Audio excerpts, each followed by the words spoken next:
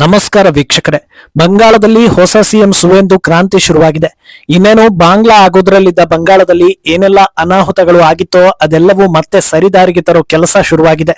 ಪ್ರಮುಖವಾಗಿ ಬಾಂಗ್ಲಾ ಹಾಗೂ ಬಂಗಾಳ ಗಡಿಯನ್ನ ಗಟ್ಟಿಗೊಳಿಸೋದಕ್ಕೆ ಸುವೇಂದು ಸರ್ಕಾರ ಟೈಮ್ ಫಿಕ್ಸ್ ಮಾಡಿದೆ. ಮಮತಾ ಆಡಳಿತದಲ್ಲಿ ದೌರ್ಜನ್ಯ ಕಂಡು ವೋಟ್ ಹಾಕೋದಕ್ಕೂ ದಶಕಗಳ ಕಾಲ ಹೆದರಿ ಕೂತಿದ್ದವರಿಗೆ ಭರವಸೆ ನೀಡೋ ಸಲುವಾಗಿ ಭದ್ರತೆಯನ್ನ ಒದಗಿಸಲಾಗ್ತಾ ಇದೆ. ಚುನಾವಣೆಗೂ ಮುನ್ನ ಏನೆಲ್ಲ ಭರವಸೆ ನೀಡಿದ್ರೋ ಅದೆಲ್ಲವನ್ನು ಒಂದೊಂದಾಗಿ ಸರಿ ಮಾಡೋ ಕೆಲಸಗಳು ಅಚ್ಚುಕಟ್ಟಾಗಿ ಆರಂಭವಾಗಿದೆ. ಇನ್ನೊಂದು ಕಡೆ ಮಮತಾ ಜೊತೆಯಲ್ಲಿ ಇದ್ದವರೇ ಈಗ ಮಮತಾ ಕಾಲದ ಅಕ್ರಮಗಳ ಬಗ್ಗೆ ಒಂದೊಂದಾಗಿ ವಿವರಿಸ್ತಾ ಇದ್ದಾರೆ. ಮತ್ತೊಂದು ದಿಕ್ಕಲ್ಲಿ ಬಿಜೆಪಿ ವಿರುದ್ಧ ಸೇಡು ತೀರಿಸಿಕೊಳ್ಬೇಕು ಅಂತ ಹಾತೊರಿತಾ ಇದ್ದ ಮಮತಾಗೆ ಹಿನ್ನಡೆ ಆಗಿದೆ. ಇನ್ನೊಂದೆಡೆ ಹಿಮಂತ್ ಬಿಸ್ವಾ ಸರ್ಮಾ ಕೂಡ ತಮ್ಮ ಎರಡನೇ ಇನ್ನಿಂಗ್ಸ್ ಆರಂಭಿಸಿ ಅಕ್ರಮ ವಲಸಿಗರ ಎದೆ ನಡುಗಿಸ್ತಾ ಇದ್ದಾರೆ. ಇದೆಲ್ಲವನ್ನ ಒನ್ ಬೈ ಒನ್ ವಿವರಿಸ್ತಾ ಹೋಗ್ತೀವಿ. ಈ ವಿಡಿಯೋವನ್ನ ತಪ್ಪದೆ ಕೊನೆ ತನಕ ನೋಡಿ. ಅದಕ್ಕೂ ಮುನ್ನ ಮೀಡಿಯಾ ಮಾನ್ಸ್ಟರ್ ಚಾನಲ್ ಅನ್ನ ತಪ್ಪದೆ ಸಬ್ಸ್ಕ್ರೈಬ್ ಮಾಡಿ. ಎಸ್, ಒಂದಾದ ನಂತರ ಒಂದು ಚುನಾವಣೆಯಲ್ಲಿ ಬಿಜೆಪಿ ಜಯ ಸಾಧಿಸ್ತಾ ಇದೆ. ಆದ್ರೆ ಈ ಗೆಲುವು ಸುಮ್ಮನೆ ಸಿಗ್ತಾ ಇಲ್ಲ, ಅಥವಾ ಗೆಲುವು ಸಿಕ್ಕ ಕೂಡಲೇ ಸುಮ್ಮನೆ ಕೂತ್ರೆ ಭಾರತದ ಐತಿಹಾಸಿಕ ಅಥವಾ ಮೊದಲ ಪಕ್ಷಕ್ಕೆ ಬಂದ ಪರಿಸ್ಥಿತಿ ಬಿಜೆಪಿಗೂ ಬರೋದ್ರಲ್ಲಿ ಆಶ್ಚರ್ಯವೇ ಇಲ್ಲ. ಇತ್ತೀಚಿನ ವರ್ಷಗಳಲ್ಲಿ ಅರ್ಥಾತ್ 2024ರ ಲೋಕಸಭಾ ಎಲೆಕ್ಷನ್ ಬಳಿಕ ಬಿಜೆಪಿ ಪ್ರತಿ ಚುನಾವಣೆಗಳನ್ನು ಸೀರಿಯಸ್ ಆಗಿ ತೆಗೆದುಕೊಳ್ತಾ ಇದೆ. ಅದಕ್ಕೆ ಕಾರಣ ಕಾಂಗ್ರೆಸ್ ಪ್ರೀತಿಸೋ ಧರ್ಮಗಳಿಂದ ಒಂದೇ ಒಂದು ವೋಟ್ ಬಿಜೆಪಿಗೆ ಬಾರದೆ ವಿರುದ್ಧ ದಿಕ್ಕಲ್ಲಿ ಒಂದಾಗ್ತಾ ಇದ್ದಾರೆ ಅನ್ನೋದು. ಈ ಹೊತ್ತಲ್ಲಿ ಹಿಂದೂಗಳನ್ನ ಒಗ್ಗೂಡಿಸಲೇಬೇಕು. ಆದ್ರೆ ಆ ಕೆಲಸ ದೇವರಿಗೂ ಕೂಡ ಸಾಧ್ಯ ಇಲ್ಲ. ಯಾಕಂದ್ರೆ ಎಲ್ಲಾ ಹಿಂದೂಗಳು ಹಿಂದೂಗಳಾಗಿ ಉಳಿದಿಲ್ಲ. ಹಿಂದೂಗಳಿಗೆ ಹಿಂದೂಗಳೇ ವೈರಿಗಳಾಗಿದ್ರು ಬಂಗಾಳದಲ್ಲಿ ಹಿಂದೂಗಳು ಒಗ್ಗೂಡಿದ್ದಕ್ಕೆ ಕಾರಣ ಅವರು ಅನುಭವಿಸಿದ್ರು ಅನ್ನೋದು. ಈಗ ಗೆಲುವು ಸಿಕ್ಕ ಬಳಿಕ ಮತ್ತೆ ಬಂಗಾಳಕ್ಕೆ ಈ ಕರಾಳ ಪರಿಸ್ಥಿತಿ ಬರಬಾರದು ಅಂತ ಸುವೇಂದು ಸರ್ಕಾರ ಕ್ರಾಂತಿಯ ಹೆಜ್ಜೆ ಇಟ್ಟಿದೆ. ಈ ಪೈಕಿ ಮೊದಲನೆಯದ್ದು ಬಾಂಗ್ಲಾ ಹಾಗೂ ಬಂಗಾಳ ಗಡಿಯನ್ನ ಟೈಟ್ ಮಾಡೋದಕ್ಕೆ ನಿರ್ಧಾರ. ಬಂಗಾಳ ಗಡಿ ಬಂದಾಯ್ತು ಅಂದ್ರೆ ಎಲ್ಲಿ ಅಕ್ರಮ ವಲಸಿಗರು ಬರೋದಕ್ಕೆ ಆಗೋದಿಲ್ವೋ, ಎಲ್ಲಿ ನಮಗೆ ವೋಟ್ ಬೀಳೋದಿಲ್ವೋ ಅಂತ ಭಾವಿ ವಿಪಕ್ಷ ನಾಯಕಿ ಮಮತಾ ಪಟ್ಟ ಸಂಕಟ ಅಷ್ಟಿಷ್ಟಲ್ಲ. ಇದಕ್ಕಾಗಿ ಭಾರತದ ಕಾನೂನು ವ್ಯವಸ್ಥೆಗೆ ಸವಾಲ್ ಹಾಕಿ ಬೇಲಿ ಹಾಕದಂತೆ ಆ ನಿಗದಿತ ಜಾಗವನ್ನ ಸೀಸ್ ಮಾಡಿಕೊಂಡು ಕೂತಿದ್ರು. ಆದ್ರೆ ಈಗ ಜನರ ತೀರ್ಪಿನಿಂದ ಸಿಎಂ ಕುರ್ಚಿ ಬದಲಾಗ್ತಾ ಇದ್ದ ಹಾಗೆ ಬೇಲಿ ಗಟ್ಟಿಯಾಗೋ ಸಮಯ ಬಂದಿದೆ. ಫೆನ್ಸಿಂಗ್ಗೆ ನಿಗದಿಪಡಿಸಲಾಗಿರೋ ಜಾಗವನ್ನ ಬಿಎಸ್ಎಫ್ಗೆ ಹಸ್ತಾಂತರಿಸೋದಕ್ಕೆ ಸುವೇಂದು ಸರ್ಕಾರ ನಿರ್ಧಾರ ಮಾಡಿದ್ದು 45 ದಿನಗಳ ಒಳಗೆ ಈ ಎಲ್ಲಾ ಪ್ರಕ್ರಿಯೆ ಮುಗಿದು ಗಡಿ ಇನ್ನೂ ಬಲಿಷ್ಠವಾಗಲಿದೆ. ಇದನ್ನ ಅಮಿತ್ ಶಾ ಹೇಳಿಕೊಂಡೇ ಚುನಾವಣಾ ಅಖಾಡಕ್ಕೆ ಇಳಿದಿದ್ರು. ಈಗ ಅದನ್ನ ನೆರವೇರಿಸ್ತಾ ಇದ್ದಾರೆ. ಎರಡನೆಯದ್ದು ಜನಾಂಗೀಯ ಸಂಘರ್ಷ ಹಾಗೂ ದಾಳಿಗಳು, ಹಿಂಸಾಚಾರಕ್ಕೆ ಒಳಗಾಗಿದ್ದ ಕುಟುಂಬಗಳಿಗೆ ಕಂಪ್ಲೀಟ್ ಸೆಕ್ಯೂರಿಟಿ. ಭಾರತದಲ್ಲಿ ಯಾವುದಾದ್ರೂ ಒಂದು ರಾಜ್ಯದಲ್ಲಿ ಎಲೆಕ್ಷನ್ ಬರ್ತಾ ಇದೆ ಅಂದ್ರೆ ಅಲ್ಲಿನ ಜನರಲ್ಲಿ ಯಾರು ಗೆಲ್ತಾರೆ ಯಾರು ಸೋಲ್ತಾರೆ ಅನ್ನೋ ಕುತೂಹಲ ಮಾತ್ರ ಇರುತ್ತೆ. ಆದ್ರೆ ಬಂಗಾಳದಲ್ಲಿ ಮಾತ್ರ ಎಲೆಕ್ಷನ್ ಅನ್ನೋದು ನರಮೇಧದ ಹಬ್ಬದಂತಾಗಿತ್ತು.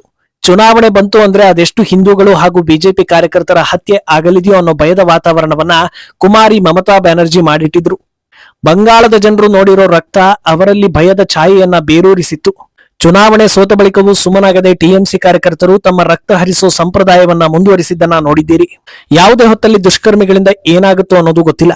ಆದ್ರಿಂದ ಜನರ ರಕ್ಷಣೆಗೆ ಪ್ರಮುಖವಾಗಿ ಯಾರನ್ನೆಲ್ಲ ಟಿಎಂಸಿ ಟಾರ್ಗೆಟ್ ಮಾಡ್ತಾ ಬಂದಿದೆಯೋ ಅವರ ರಕ್ಷಣೆಗೆ ಸರ್ಕಾರ ಮುಂದಾಗಿದೆ.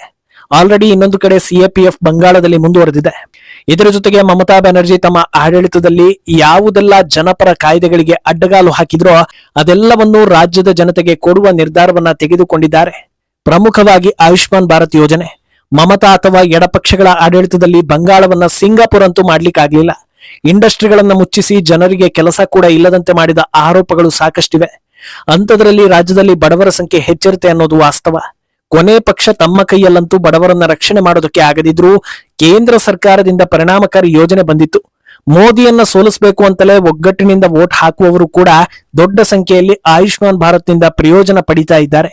ಹೀಗಿರುವಾಗ ಅದನ್ನ ಜಾರಿ ಮಾಡೋದಕ್ಕೆ ಅವಕಾಶ ಕೊಡೋದನ್ನ ಬಿಟ್ಟು ಎಲ್ಲಿ ಕ್ರೆಡಿಟ್ ಕೇಂದ್ರ ಸರ್ಕಾರಕ್ಕೆ ಹೋಗುತ್ತೋ ಅಂತ ಮಮತಾ ತಡೆ ಹಾಕಿದ್ರು. ಈಗ ತಡೆಯೋರ್ ಯಾರು ಅನ್ನೋ ಹಾಗೆ ಆಯುಷ್ಮಾನ್ ಭಾರತ್ ಮಾತ್ರವಲ್ಲದೆ ಪಿಎಂ ವಿಶ್ವಕರ್ಮ, ಬೇಟಿ ಬಚಾವ್ ಬೇಟಿ ಪಡಾವ್ ಹಾಗೂ ಭಾರತೀಯ ನ್ಯಾಯ ಸಂಹಿತೆ ಕೂಡ ಬಂಗಾಳದಲ್ಲಿ ಜಾರಿಗೆ ಬರ್ತಾ ಇದೆ. ಇನ್ನು ಸರ್ಕಾರಿ ಉದ್ಯೋಗಗಳು ಕೂಡ ಮಮತಾ ಆಡಳಿತದಲ್ಲಿ ಅರ್ಹರಿಗೆ ಸಿಗ್ತಾ ಇರಲಿಲ್ಲ, ಸರಿಯಾಗಿ ನೇಮಕಾತಿ ಆಗ್ತಾ ಇರಲಿಲ್ಲ. ಹೀಗೆ ಆರೋಪಗಳ ಸರ ಮಾಲೆಯೇ ಇತ್ತು. ಆದ್ರೆ ಈಗ ಅಲ್ಲೂ ಕೂಡ ತ್ವರಿತ ಬದಲಾವಣೆ ಮಾಡೋದಕ್ಕೆ ಸುವೇಂದು ಸರ್ಕಾರ ಮುಂದಾಗಿದೆ. ಐಎಎಸ್, ಐಪಿಎಸ್ ಹಾಗೂ WBPS ಅಧಿಕಾರಿಗಳನ್ನ ಟ್ರೈನಿಂಗ್ಗೆ ಬೇರೆ ರಾಜ್ಯಗಳಿಗೆ ಕಳಿಸೋದಕ್ಕೆ ಸರ್ಕಾರ ಅನುಮತಿ ನೀಡಿದೆ. ಮುಂಚೆ ಈ ಪ್ರಕ್ರಿಯೆಗೆ ಮಮತಾ ಬ್ಯಾನರ್ಜಿ ತಡೆ ಹಾಕಿದ್ರು. ಯಾರ್ಯಾರು ಬೇಕೋ ಅವರನ್ನ ಮಾತ್ರ ನೇಮಕ ಮಾಡುವಂತ ಒಂದು ವಿಶಿಷ್ಟ ಪದ್ಧತಿಯನ್ನ ಕುಮಾರಿ ಮಮತಾ ಬ್ಯಾನರ್ಜಿ ಆಯ್ಕೆ ಮಾಡಿಕೊಂಡಿದ್ರು. ಈಗ ಅದು ಬದಲಾಗಿದೆ. ಅಲ್ಲದೆ ಬಹುಕಾಲದಿಂದ ನೇಮಕಾತಿಯಾಗದ ಕಾರಣ ಯಾರೆಲ್ಲ ಆಕಾಂಕ್ಷಿಗಳಿಗೆ ಏಜ್ ಬಾರ್ ಆಗಿತ್ತೋ ಅಂತವರಿಗಾಗಿ 5 ವರ್ಷಗಳ ಕಾಲ ಹೆಚ್ಚಿನ ವಿನಾಯಿತಿಯನ್ನ ಕೊಡೋದಕ್ಕೆ ಕೂಡ ಸರ್ಕಾರ ಮುಂದಾಗಿದೆ. ಇದು ಅತ್ಯಂತ ಪರಿಣಾಮಕಾರಿ ನಿರ್ಧಾರ ಅಂತ ಅನ್ನಿಸ್ಕೊಳ್ತಾ ಇದೆ. ಆರಂಭಿಕ ಹಂತದಲ್ಲೇ ಸರ್ಕಾರದ ಮೇಲೆ ನಂಬಿಕೆ ಹೆಚ್ಚಿಸೋ ನಡೆ ಅಂತ ಹೇಳಲಾಗ್ತಾ ಇದೆ. ಮುಂದೊಂದು ದಿನ ಇಷ್ಟೆಲ್ಲಾ ಬೆಳವಣಿಗೆ ಆಗುತ್ತೆ ಅನ್ನೋದರ ಪರಿಕಲ್ಪನೆ ಕೂಡ ಇರದ ಮಮತಾ ಬ್ಯಾನರ್ಜಿ ಸೋಲಿನ ಹತಾಶೆಯನ್ನ ಮರೆಮಾಚೋದಕ್ಕೆ ಏನೇನೋ ಸರ್ಕಸ್ ಮಾಡಿದ್ರು. ಆದ್ರೆ ಅದ್ಯಾವುದು ಫಲಿಸ್ಲಿಲ್ಲ. ರಾಜೀನಾಮೆ ಕೊಡಲ್ಲ, ಇನ್ನೊಂದು ಮತ್ತೊಂದಲ್ಲ, ಭಾರತದ ಕಾನೂನು ಹಾಗೂ ಸಂವಿಧಾನದ ಮುಂದೆ ನಡೆಯೋದಿಲ್ಲ ಅನ್ನೋದು ಮನದಟ್ಟಾಯ್ತು. ಆದ್ರೂ ಕೂಡ ಸುಮ್ಮನಾಗದೆ ಏನಾದ್ರೂ ಒಂದು ಮಾಡ್ಲೇಬೇಕಲ್ಲ ಅಂತ ಹೇಳಿ ಬಿಜೆಪಿ ವಿರುದ್ಧ ದೊಡ್ಡ ಪಡೆಯನ್ನೇ ಕಟ್ಟಬೇಕು ಅಂತಿದ್ದೀನಿ, ಆಂಟಿ ಬಿಜೆಪಿ ಒಕ್ಕೂಟವನ್ನ ನಿರ್ಮಿಸ್ತಾ ಇದ್ದೀನಿ, ಎಲ್ಲರೂ ಬಂದು ಕೈ ಜೋಡಿಸಿ ಅಂತ ಅಬ್ಬರಿಸಿದ್ರು. ಅವರ ಮನಸ್ಸಲ್ಲಿ ಹಿಂಗೆ ಕರೆದ್ರೆ ಎಲ್ಲರೂ ಬಂದು ಬೆಂಬಲ ಕೊಟ್ಟು ನನ್ನನ್ನ ಮಹಾನಾಯಕಿ ಮಾಡ್ತಾರೆ ಅನ್ನೋ ಲೆಕ್ಕಾಚಾರ ಇತ್ತೇನೋ. ಆದ್ರೆ ಆರಂಭದಲ್ಲೇ ಕಾಂಗ್ರೆಸ್ ಹಾಗೂ ಕಮ್ಯುನಿಸ್ಟ್ ಪಕ್ಷಗಳು ನಾವು ಈ ಆಟಕ್ಕೆ ಇಲ್ಲ ಅಂತ ಹೇಳಿವೆ. ಕಾಂಗ್ರೆಸ್ ಬಾರದೇ ಇರೋದಕ್ಕೆ ಕಾರಣ ಮಮತಾ ನಾಯಕತ್ವದಲ್ಲಿ ಕೈ ಇತ್ತು ಅಂದ್ರೆ ಅದು ರಾಹುಲ್ ಪ್ರೆಸ್ಟೀಜ್ ಪ್ರಶ್ನೆ ಆದ್ರಿಂದ ಬರ್ಲಿಲ್ಲ. ಇನ್ಯಾರ್ಯಾರು ನೋ ಅಂತಾರೋ ಗೊತ್ತಿಲ್ಲ. ಇನ್ನೊಂದೆಡೆ ಎಲೆಕ್ಷನ್ಗೂ ಮುನ್ನ ಕಾಂಟ್ರವರ್ಸಿ ಮಾಡಿಕೊಂಡು ಬಿಜೆಪಿ ಗೆದ್ದ ಬಳಿಕ ಕಾನೂನು ಸಮಸ್ಯೆ ಎದುರಿಸಿ ಕೊನೆಗೆ ಟಿಎಂಸಿಯಿಂದ ಹೊರ ಹಾಕಲ್ಪಟ್ಟ ವಕ್ತಾರ ರಿಜು ದತ್ತಾ ಯೂಟರ್ನ್ ಹೊಡೆದಿದ್ದಾರೆ. ಸುವೇಂದುರನ್ನ ಹಾಡಿ ಹೊಗಳಿ ಮಮತಾರನ್ನ ದೂರೋದಕ್ಕೆ ಶುರು ಮಾಡಿದ್ದಾರೆ. ಸುವೇಂದು ಅಧಿಕಾರಿಯಿಂದ ಸುಮಾರು 5,000 ಟಿಎಂಸಿ ಕಾರ್ಯಕರ್ತರ ಜೀವ ಉಳಿದಿದೆ. ಸುವೇಂದು ಇಲ್ಲದೆ ಇದ್ದಿದ್ರೆ ಅವರ ಕತೆ ಮುಗಿತಾ ಇತ್ತು ಅಂತ ಹೇಳಿದ್ದಾರೆ. ಅಲ್ಲದೆ ಟಿಎಂಸಿಯಲ್ಲಿ ಟಿಕೆಟ್ಗಳನ್ನ ಸೇಲ್ ಮಾಡಲಾಗ್ತಾ ಇತ್ತು ಅಂತ ಹೊಸ ಬಾಂಬ್ ಹಾಕಿದ್ದಾರೆ. ಕಳೆದ 6 ತಿಂಗಳಿಂದ ಟಿಎಂಸಿ ಐಪ್ಯಾಕ್ ಸಂಸ್ಥೆಯ ಕಂಟ್ರೋಲ್ ನಲ್ಲಿದೆ. ಅವರು ಟಿಕೆಟ್ಗಳಿಗೆ ಸುಮಾರು 50 ಲಕ್ಷವನ್ನ ಫಿಕ್ಸ್ ಮಾಡಿದ್ದಾರೆ. ಮಮತಾ ಬ್ಯಾನರ್ಜಿ ನೇತೃತ್ವದಲ್ಲಿ ಸಾಕಷ್ಟು ಹಿಂದೂ ಮಹಿಳೆಯರ ಮೇಲೆ ದೌರ್ಜನ್ಯ ಆಗಿದೆ. ಮಮತಾ ಜೈಲಿಗೂ ಕೂಡ ಹೋಗ್ಬೋದು ಅಂತ ಹೇಳಿದ್ದಾರೆ. ಒಂದು ಕಡೆ ಪಕ್ಷದ ಸತ್ಯಗಳನ್ನೆಲ್ಲ ಹೊರ ಹಾಕೋದರ ಜೊತೆಗೆ ಗೆದ್ದೆತ್ತಿನ ಬಾಲ ಹಿಡಿಯೋ ಕೆಲಸ ಕೂಡ ದತ್ತಾ ಕಡೆಯಿಂದ ಆದಂತಿದೆ. ಇನ್ನೊಂದೆಡೆ ಸುವೇಂದು ಪದಗ್ರಹಣ ಹಿಂದಿನ ದಿನ PA ಚಂದ್ರನಾಥ್ ಹತ್ಯೆ ನಡೆದಿತ್ತು. ಈ ಕೇಸ್ ಸಂಬಂಧ 3 ಆರೋಪಿಗಳನ್ನ ಪೊಲೀಸರು ವಶಕ್ಕೆ ಪಡೆದಿದ್ದಾರೆ. ಮಯಾಂಕ್ ರಾಜ್ ಮಿಶ್ರಾ, ವಿಕ್ಕಿ ಮೌರ್ಯ ಹಾಗೂ ರಾಜ್ ಸಿಂಗ್ ಅನ್ನೋ ಶಾರ್ಪ್ ಶೂಟರ್ ಗಳನ್ನ ಪೊಲೀಸರು ಬಂಗಾಳ ಕೋರ್ಟ್ಗೆ ಸಬ್ಮಿಟ್ ಮಾಡಿದ್ದಾರೆ. ಇವರು ಸಿಕ್ಕಿಬಿದ್ದಿದ್ದು ಕೂಡ ಒಂದು ಇಂಟ್ರೆಸ್ಟಿಂಗ್ ವಿಷಯ ಆಗಿದ್ದು, ವಿವಿಧ ಟೋಲ್ಗಳಲ್ಲಿ UPI ಮೂಲಕ ಇವರು ಹಣವನ್ನ ಟ್ರಾನ್ಸ್ಫರ್ ಮಾಡಿದ್ದು ಟ್ರ್ಯಾಕಿಂಗ್ಗೆ ಈಸಿ ಆಯಿತು ಅನ್ನೋದನ್ನ ಪೊಲೀಸ್ ಟೀಮ್ ಹೇಳ್ಕೊಂಡಿದೆ. ಇನ್ನೊಂದೆಡೆ ಅಸ್ಸಾಂನಲ್ಲಿ ಹಿಮಂತ್ ಬಿಸ್ವಾ ಸರ್ಮಾ ಕೂಡ ಕ್ರಾಂತಿಯನ್ನ ಆರಂಭಿಸಿದ್ದಾರೆ. ಕಳೆದ ಅವಧಿಯಲ್ಲಿ ಅಕ್ರಮ ವಲಸಿಗರನ್ನ ಆಚೆಗಟ್ಟೋದಕ್ಕೆ ಬಿಸ್ವಾ ಸರ್ಕಾರ ನಡೆಸಿದ್ದ ಕಾರ್ಯವೈಖರಿ ಈ ಬಾರಿ ದೊಡ್ಡ ಮಟ್ಟದಲ್ಲಿ ಗೆದ್ದು ಅಧಿಕಾರ ಹಿಡಿಯುವಂತೆ ಮಾಡಿದೆ.